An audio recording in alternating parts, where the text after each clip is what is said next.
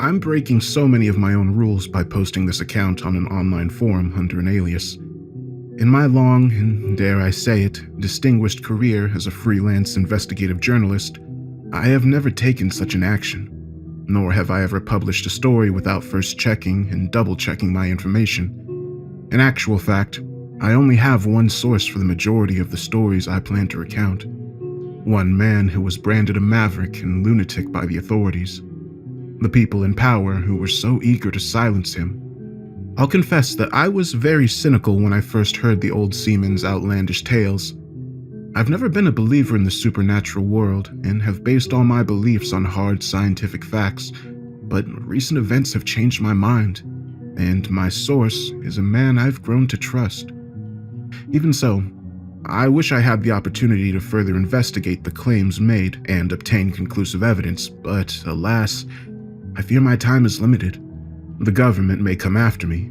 Certainly, they have the incentive to silence me. Still, during my career, I faced down many petty bureaucrats, secret policemen, and tin-pot dictators. Governments don't scare me anymore, but what lies beneath the deep blue sea certainly does. I'm sure you're all familiar with thalassophobia. That is, the persistent and intense fear of deep bodies of water. This was never a phobia that affected me to any great degree. In times past, my rational mind would have written such fears off as an evolutionary response or a result of watching so many killer shark movies. I never would have dreamt that our oceans were home to so many dark secrets and evils almost beyond human comprehension. Some say ignorance is bliss, but this was never a philosophy I adhered to. In fact, I have always prided myself on my thirst for knowledge and passion to pursue the truth. That's why I became a journalist after all. But given what I've learned, and the sheer terror which has now invaded my conscious mind, I'm left to wonder whether it's all been worth it. But I can't turn back the clock or erase this knowledge from my memory, nor can I escape the dark power which has its icy grip upon me. In the end, I feel compelled to write and tell this story, even if it's the last thing I do in this world. What can I say about Jack Brady, my fearless source and a legend of the oceanic community who risked everything to tell me the truth?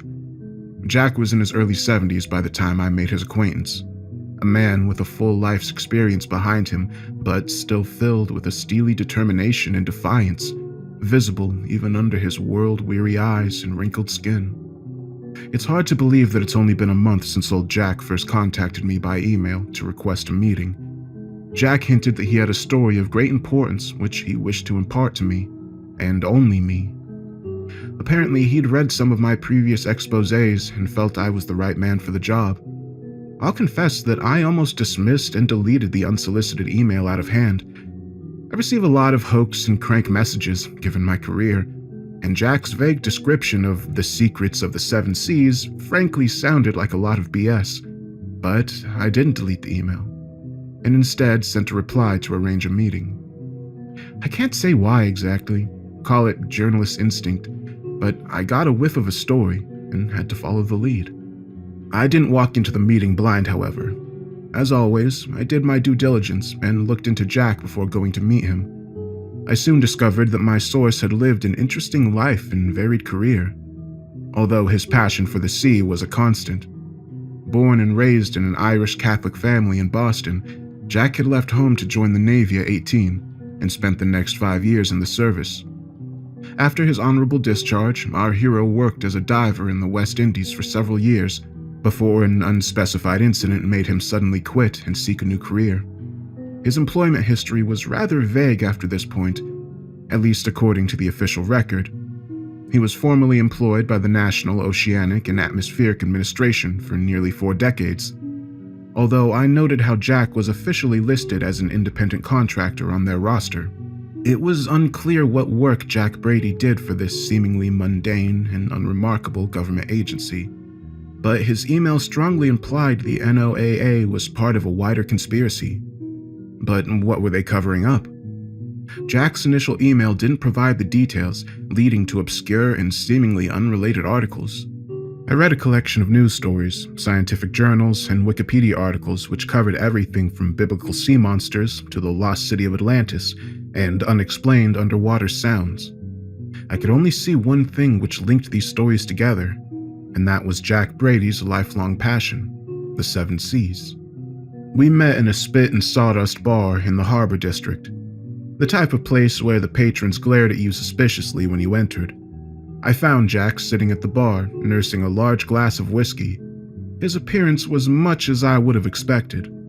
Jack was a large man, not overweight but well built. I noted an old scar across his right cheek and how his deep blue eyes were focused despite the alcohol he had already consumed. Jack greeted me coolly, shaking my hand firmly and nodding his head. He offered me a drink, which I politely declined, and motioned me over to a corner booth where he said we could talk in private. For whatever reason, Jack refused to let me record our conversations, but I didn't want to miss anything, so I snuck in a handheld recorder. I started by asking him questions about his upbringing and early career, just to get a feel for the old-timer. His answers were short and to the point. He'd grown up in a seafaring family and was taught to sail at an early age. Jack said little about his time spent in the Navy, only saying that he'd served as an enlisted sailor on a destroyer and was deployed to the South China Sea during the fall of Saigon. It was clear that he didn't wish to talk about his personal and family life, but he was keen to recount a story from his time working as a rescue diver in the Bahamas. The 13th of July, 1982. I'll never forget the date. I know it's a cliche, but that was the day which changed my life forever. I got a call that morning from the Nassau police asking for my help with a body recovery offshore. A fisherman had reported seeing a corpse standing upright in the shallow waters. Standing upright? I interjected in confusion. Yeah. His feet were encased in concrete. Real mafia shit. Sleeping with the fishes, you know? I raised my eyebrow in response. Wow, that's unusual, no? Not really, Jack responded with a simple shrug of his shoulders before he took another swig of whiskey. At the time, we were right in the middle of the busiest drug smuggling route in the Western Hemisphere. Drug runners have disputes and corpses end up in the water. Body recoveries were pretty common. The circumstances were strange, but it was only once I got into the water that I realized something wasn't right. How so? I asked, my interest now piqued. Well, it was a hot day, temperatures in the high 90s. The water should have been warm, but when I made the dive, it was ice cold. I remember shivering once I breached the surface. It made no sense, but things only got weirder from that point. He paused again and took another gulp of hard liquor. I guess Jack needed the Dutch courage to continue, and I noticed how the color had drained from his face. The body wasn't deep, only 20 to 30 meters down. We weren't far from the shore and the water was crystal clear, and so I could see the body from the surface. So despite the warning signs, I made the dive. Like I said, the water was impossibly cold. But there was something else. There were no fish anywhere in the vicinity. Now, I've dealt with a lot of body recoveries, and when a corpse is underwater for any length of time, it's going to attract scavengers. The bottom feeders come first, and the bigger predators follow once they smell blood in the water. Nature takes its course, and before long, nothing's left but bone and cartilage. But on this dive, there wasn't a living thing to be seen. I was puzzled by the direction the story was going, but also intrigued. I noticed how Jack's voice had lowered in volume, and he appeared reluctant to continue his account, so I had to prompt him. Go on, I whispered. Jack broke eye contact, staring down at his glass before continuing. Like I said, I made the dive and I saw the body close up. I already told you about his feet being encased in concrete. I don't know who did that to him, but I guess they had their reasons. The body was male and about 6 feet in height, but that's about all I could tell about the victim. His clothes were ripped and torn and his flesh was rotting. There was no evidence that any animals had feasted upon him, but nevertheless the man's body was falling apart. The decomposition was advanced and it seemed like the corpse had been in the water for a long time. But this made no sense because the body had only been seen and reported that morning. The victim wasn't in deep water and was visible from the surface, so there's no way it could have been missed for any length of time. I was puzzled by the body's condition, but my main concern was how to get him up to the surface. I knew I'd need specialist equipment to do so and was preparing to ascend back up and return to my boat. But then I saw it, and my whole body just froze. What did you see? I asked impatiently. Jack finished the rest of his drink before he answered, his voice shaking as he spoke. The dead man's eyes were closed, and then suddenly they weren't. He opened his eyelids and stared straight at me. God, those eyes. They were like nothing I've ever seen in my life. Jet black and soulless, truly monstrous eyes. I was frozen for a long moment, not believing what I was seeing. But there was more. The corpse opened its mouth and revealed a gaping black hole, which to me looked like a portal to hell itself. Water seeped into his mouth and I think he was trying to scream, but the sound was muffled underwater. He couldn't move his feet, but the monster reached out towards me with his bony, claw-like hands. Thankfully, I was just out of his reach, but I stumbled backwards and fell down to the seabed. The monster was still screaming, desperately trying to get at me as his black eyes burned with pure hatred. Well, what can I say? I got the hell out of there and swam back to the surface, leaving the raging monster trapped on the seabed. I reported what I'd seen back to the Nassau police, and the investigating detective looked at me like I was crazy. I began to think that I just imagined the whole incident. Had I hallucinated it? Was I going nuts? I did doubt my own sanity, but then the police sent out another diver, and I guess he had a similar experience to me. In fact, I believe he was injured during his dive as the monster clawed through his suit and skin. After that, the situation escalated. The local authorities didn't know what to do with that creature, and so an expert was called in from the States. I don't know for certain what happened next, but I believe the US government extracted the creature and transported it back to the States. Why? I can't say, and frankly, I don't want to know. Jack's first account ended at this point. I'll confess that my initial instinct was to burst out in laughter, but thankfully I stopped myself after reading Jack's tense body language. I could tell that he wasn't deliberately trying to mislead me or waste my time. His story was ridiculous and surely impossible, but he seemed to genuinely believe this incident had occurred. I imagine he'd hallucinated the encounter with the undead being on the seabed. Perhaps there had been something toxic in the water, or maybe he was suffering from PTSD as the result of his military service. Either way, I didn't believe his account. In that moment, I didn't know what to say, literally being left speechless by the absurdity of Jack's story. In the end, it was Jack who broke the awkward silence, as it seemed he could read my mind. You don't believe me, do you?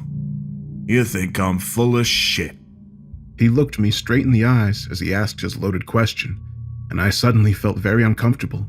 I'm sorry, Jack, but it's just not plausible. I'm a professional journalist, and I don't chase after ghosts and ghouls. Jack smirked and shook his head, but he still maintained eye contact across the table. That's okay. I didn't expect you to believe me. Not at first, anyway. And I don't have any physical proof for this story. But I have many more accounts to tell you and the evidence to back them up. I'm happy to share what I've got, but I appreciate there's a leap of faith needed on your part. If you want to walk away, I won't hold it against you. No harm, no foul. But if you want to dig deeper, you have my contact details. Now, if you'll excuse me, I need another drink. I left the bar soon after, my head spinning from the bizarre encounter. I'd seen and heard some crazy things during my career, but never anything like Jack's story. Normally, I'd write off any tales of the paranormal out of hand, but there was something about Jack Brady which impressed me. He didn't seem like your average fantasist or crackpot, and I couldn't help feeling there was an actual story here. I did do my research into the Bahamas incident, but found little to back up Jack's account. My attempts to reach out to the Nassau police came to nothing, but then Jack had claimed the incident was covered up by the authorities. I did find one short article in an archived newspaper which confirmed that a body had been reported at that location on that same date. What I found interesting was there was no follow-up stories in the paper, which one would have expected to see if there was an ongoing investigation. I had experience in this field, and the whole thing did stink of a cover-up and media suppression. I think this is what persuaded me to get back in contact with Jack and arrange a second meeting. I still didn't think he'd encountered an undead ghoul off the coast of the Bahamas, but I did believe he had an insight into a world of secrets and conspiracies.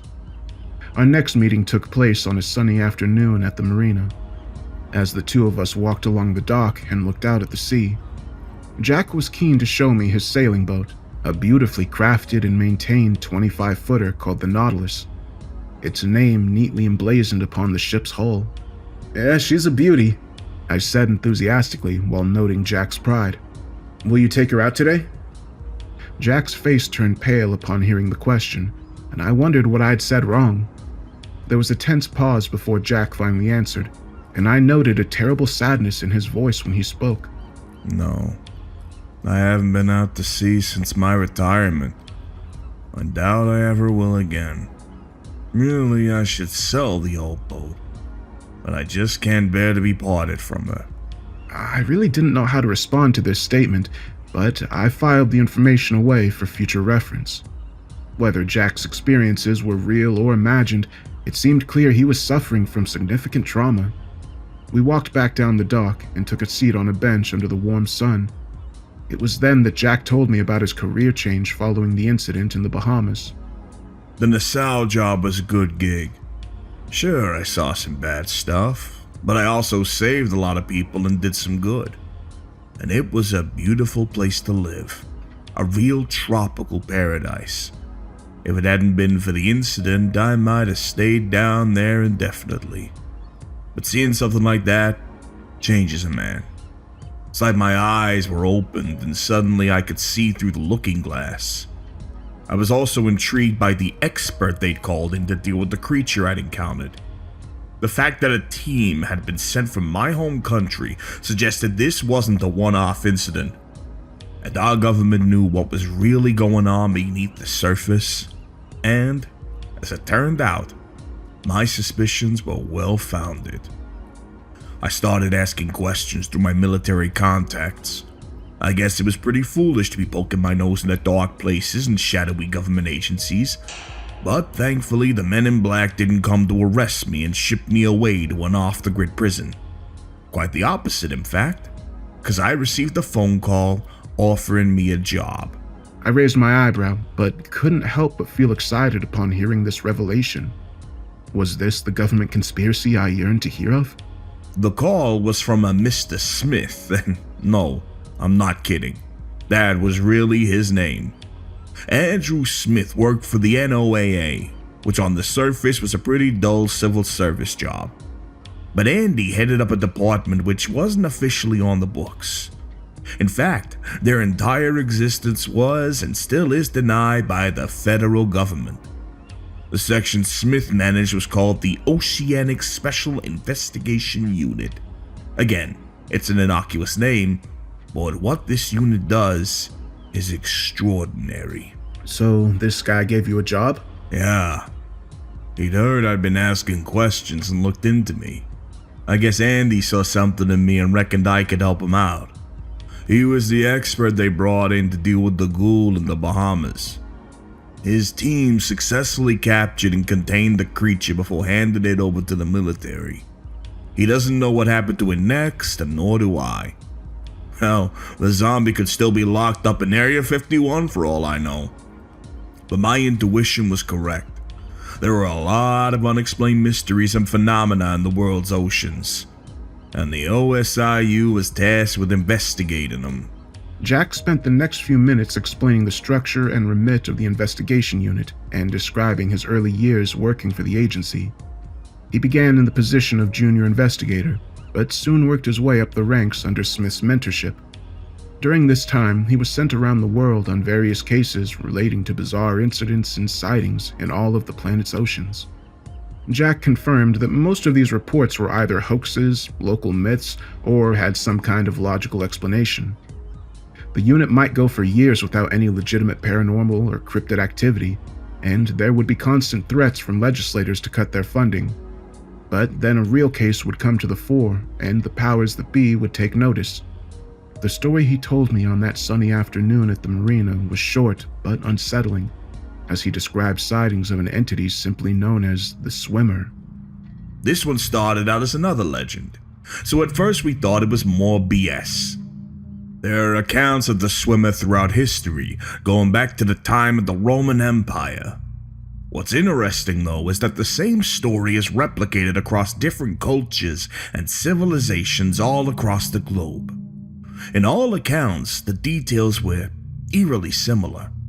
Sailors spoke of a single swimmer, a man with bronze skin, sometimes naked, other times wearing clothing or even a swimsuit. But he's always seen way out at sea. I mean, sometimes this guy's hundreds of miles from the nearest land, way too far for any normal human being to swim. When he's sighted, there are never any other boats in the vicinity and no indication of how he ended up in the open ocean. Weird, huh? But it gets weirder. The captains of many ships have attempted to save the man, but every attempt to hail him or even physically pull the guy from the water have failed. This man, or entity, remains oblivious and just keeps swimming. Wow, I said in the absence of any other words. The legend was indeed strange and quite chilling, but it sounded like nothing more than a myth. But of course, Jack had more to add. I took the case during the winter of 1988, after reports of the Swimmer being sighted in the Atlantic, about 200 miles east of Bermuda. Mr. Smith didn't give much credence to the reports, but he sent me to investigate all the same. I hitched a ride on a Navy frigate on patrol, and we were allowed to use their recon helicopter to search for the entity. Honestly, it was pot luck that we found him, given that we only had an approximate location. But find him we did, and this time, I got proof. At this point, Jack removed his phone from his pocket and played me a video. The original footage was grainy and rough, and it did seem to have been recorded on an 80s camcorder, presumably being later converted into a digital video file. The clip had apparently been filmed from a helicopter flying over open water, and I could hear the din of rotor blades through the phone's speakers. The chopper was flying in poor weather, and the gray waters below were rough, with heavy waves emerging and breaking with a violent intensity. Suddenly, the cameraman zoomed in, and that's when I saw him. The lone swimmer was face down and dressed in bright red trunks. I couldn't see his face, but the man's actions were extraordinary. I watched awestruck as he swam against the waves, not panicking and somehow remaining above the surface. He didn't look up when the helicopter flew over him, and didn't react to the hails from the chopper's loudspeakers. Instead, he just kept on swimming, even as the waves threatened to overwhelm him. The camera focused on the man for several seconds before zooming back out. Next, the cameraman scanned the horizon, confirming that there was no land and no other ships or planes anywhere in sight. All I could see was endless ocean in every direction, and then the footage abruptly ended. I looked up from the screen and saw Jack, watching me intently. Wow, I repeated, but didn't elaborate. The footage was convincing, but I couldn't guarantee it wasn't staged. Did you find out who he was? No. Jack confirmed with a shake of his head. It's an unsolved case to this day, but I have my theories. Oh? Jack paused briefly, appearing deep in thought as he looked out to the sea. Have you ever heard of the legend of the Wandering Jew? It's a medieval fable about a man who taunted Jesus on the cross and was cursed to walk the earth until the second coming. This story sounds familiar. Well, I believe the Swimmer is his nautical equivalent. He was once a mortal man but committed a grave sin. Now he's cursed to swim the world's oceans until the end of time. He doesn't tire, can't sink under the surface, and can never stop. No one can help this poor soul, and so we must leave him to his fate. I felt sick after hearing Jack's theory. I wasn't a religious man and hadn't been inside a church for years, but there was something truly chilling about the idea of a lost soul. A cursed man who was exiled from the land itself and doomed to swim the world's cruel seas for all eternity. Our second meeting ended soon after, with Jack telling me to get in touch if I wanted to learn more. Once again, I did my research after the encounter. There are numerous mentions and accounts of the swimmer or swimming man throughout history and across the globe, so that much is true. But I couldn't find the video footage Jack had shown me anywhere online. I didn't believe the video was doctored. It's possible it was staged. The man swimming might have been dropped from the helicopter and then recovered after the film was shot. But why take the risk in such bad weather conditions? Nevertheless, by this time I was hooked, and I wasted no time before arranging my next meetup with Jack. For our third interview, Jack invited me to his home, which I took as a good sign because this surely meant I was gaining his trust. He lived in a small, Spartan, one-bedroom apartment not far from the harbor. The flat was tidy and well-kept, but very basic. I noticed the various liquor bottles stacked up in the kitchen. He offered me a cup of coffee, which I accepted. We sat in his small living room, and I noted the collection of well-thumbed books on the shelves. As one would expect, Jack owned many publications on sailing and naval history. But I noticed other editions on such diverse topics as religion, philosophy, and mythology. I was also surprised to see a pristine copy of the Bible sitting on the coffee table. Jack hadn't struck me as being the religious type, but perhaps what he'd been through had changed his outlook. As for me, I was intrigued but still cynical, yet to be persuaded by Jack's outlandish tales. I watched as Jack set up his TV to stream a video from his phone, and was mildly impressed to see a man of his age who was tech-savvy. He didn't play me the video straight away, instead offering me an explanation. I apologize that I'm not able to share this file with you. The same goes for the swimmer footage. I'm not meant to have these videos, and I'm certainly not allowed to show them to journalists. I'm breaking multiple federal laws by just talking to you now. Call me uncommitted if you will, but I don't want to spend the rest of my life in prison. If and when I die, however, that's a different story.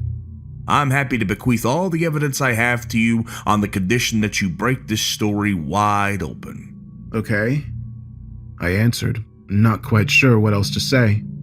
Jack leaned in close before asking his question. Well, friend, I'm sure you've heard of the lost city of Atlantis. This time, I couldn't help myself from laughing at the absurdity of his question. Sure, but don't tell me you guys found it. Jack shared in my amusement. No, I'm afraid not. That would have really topped off my career, don't you think? No, we didn't find Atlantis. But we did discover and explore another legendary city which was lost beneath the waves. An ancient city whose very existence challenges everything we thought we knew about human history. With that cryptic introduction, he pressed play on his phone, and the video was beamed onto the TV screen. What we saw was footage from an underwater camera, seemingly attached to a small submarine. It's a remotely operated underwater vehicle, or an ROV. The footage was taken in 1996, and the technology was state-of-the-art at the time. The film continued as the sub navigated through the dark waters and was clearly far below the surface, with the main source of illumination coming from the lights attached to its frame. The sub continued its descent towards a large number of stone buildings which were inexplicably spread across the seabed. The site was substantial, and I could see a number of smaller, flat-roofed buildings surrounding a trio of large pyramid-type structures. Clearly, we were observing a lost city on the ocean floor, long abandoned by human beings and left to sea creatures and deep water predators. I continued watching the extraordinary footage, awestruck and mesmerized by what I was witnessing. I'd never seen a sight like this before and couldn't help but ask the question, where was this footage taken? The Mascarene Plateau, northeast of Madagascar and west of the Seychelles. This location is about 150 meters below sea level. My jaw dropped as I continued to watch the submersible's camera as it approached the largest of the city's pyramids, perhaps 50 to 60 feet tall, built with stairs ascending to their summits. I'm no expert in ancient history, but I've never heard of a lost city in this region. No, you wouldn't have done. There is no official written records of this civilization ever existing. In fact, all of the historical and geological records say this city shouldn't be there. And yet here it is. What did you learn about this site? And why was the discovery never made public? Honestly, we don't know much. The archaeologists can't explain the structures and pyramids. They say the building designs include aspects from several different ancient civilizations. Egyptian, Mayan, Cambodian. Seems that this sunken city predates them all. It could be tens of thousands of years old, and yet the structures are remarkably well preserved. As for why we didn't make it public knowledge, well, the reasons will become apparent. He pointed back towards the screen as the ROV descended into a small open entrance which led inside the submerged pyramid. As the remote-controlled submarine was navigated through a tight corridor inside the pyramid, its headlamps illuminating the path as it dove deeper into the guts of this structure. What really interested me was the mosaic-like pictures displayed on the corridor walls, images which apparently told the story of this lost civilization's disturbing and violent history. I saw depictions of robed priests standing on top the pyramids, torrential rains falling upon them as the holy men used knives and daggers to slaughter chained prisoners, the blood of their victims flowing down towards the waterline. In the next image, I saw sailboats out on the water and seamen throwing the bodies of slaves or prisoners overboard in the dark waters below. But most chilling was the monstrous predator under the surface, which was feasting upon the human bodies. The huge creature appeared to be a sea serpent with green scales covering its body, and the monster had 3 heads. The depiction of the beast was chilling, as I saw 3 pairs of burning red eyes and a trio of mouths filled with razor-sharp teeth. Jack surely noticed my shock upon seeing these horrific depictions, but he surprised me by launching into biblical verse. He maketh the deep to boil like a pot. He maketh the sea like a pot of ointment. Upon earth there is not his like, who is made without fear. He beholds all high things. He is a king over all children of pride. He is Leviathan, and this is his kingdom. I gasped, staring at my companion in astonishment. He didn't elaborate, instead motioning for me to continue watching. Eventually, the submersible exited the lengthy corridor and entered a vast chamber in the very center of the pyramid. My blood froze when the camera focused, and we saw what lay within this chamber of horrors. Inside of the pyramid were the bones of hundreds, if not thousands of human beings. The walls were decorated with skulls, their empty eye sockets looking down accusingly at the small sea craft which had invaded their long-forgotten tomb. I looked away from the screen in disgust and toward Jack, who ended the video before turning to face me. There are legends of a lost continent of Lemuria which was supposedly located in what's now the Indian Ocean. It was written off as a myth, but now we've discovered proof of its existence. It seems this nameless city was the capital of the lost civilization. As you can see, their leaders and priests practiced human sacrifice on a vast scale. But, as horrific as their massacres were, it seems they did serve a purpose. I raised both eyebrows in disbelief and shot him a hard glare. Jack lifted his head defensively. Hey, I'm not trying to justify it, but the Lemurians were at the mercy of the beast. Leviathan? Yeah. Our anthropologists have studied the paintings their people left behind. The Lemurians believed it was necessary to offer up sacrifices to the beast from the deep. This is how they kept their civilization safe. It seems this system worked for a time, but ultimately the beast had his victory and their city was taken by the sea. That's not possible, I exclaimed as I finally reached my limit. There's no creature like that in the world's oceans. It's simply not possible. There was a time I would have believed you. But I'm sure you know that less than 20% of the ocean has been explored. And in truth, we have very little idea of what's down there. Jack smiled knowingly and nodded his head. Okay, I get it, was my defensive reply. But I don't believe a monster like that could exist. A three-headed serpent? Come on, man, where's your evidence? Well, it just so happens I have another story to tell you, Jack said, his blue eyes filled with a fiery intensity. I will ask you to reserve judgment until you've seen and heard all I've got. I shook my head in disbelief. It seemed I was being led down a rabbit hole, and I didn't like this.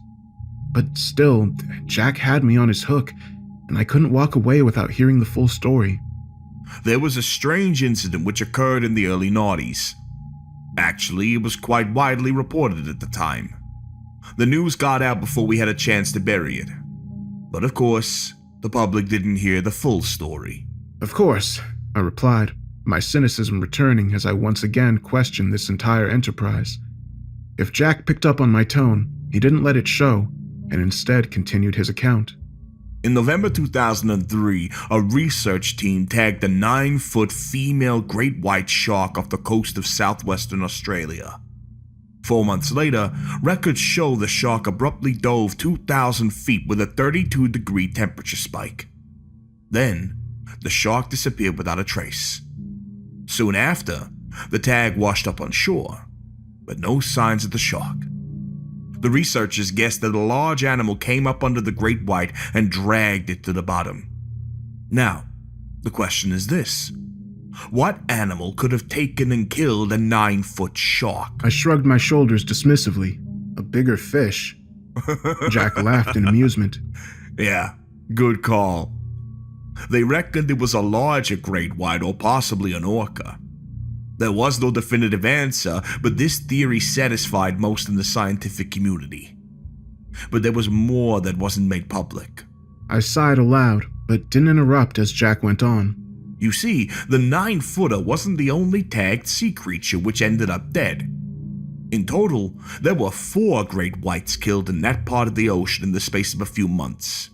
The biggest of which was a 16-foot male. 2 fully grown orcas were killed too. They didn't recover the trackers in all cases, but the recordings showed these animals all died the same way. In all 6 cases, they were taken by something below and dragged down into the deep. My eyes widened as I made the connection in my head, but surely it couldn't be true, could it? Even if all those animals had died, there must be a logical explanation.